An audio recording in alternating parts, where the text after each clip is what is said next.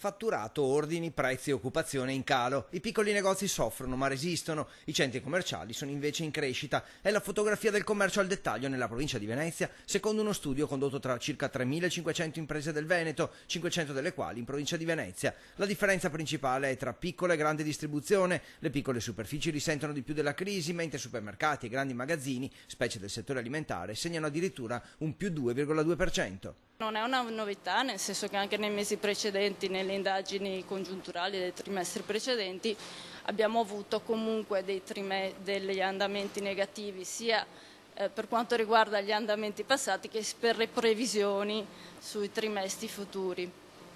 Però l'andamento sta peggiorando, diciamo.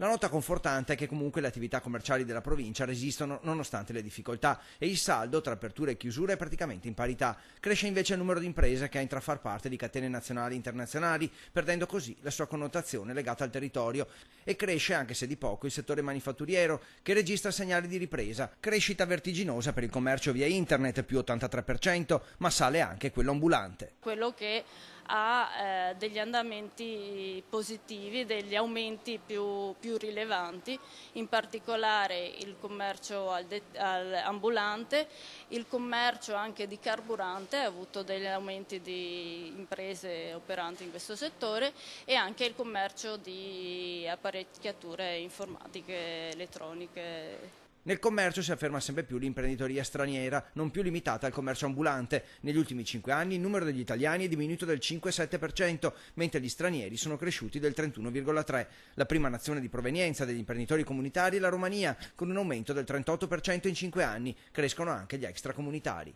Le nazionalità più rappresentative fra gli imprenditori stranieri extracomunitari sono gli imprenditori che vengono dal Bangladesh, dal Marocco e dalla Cina.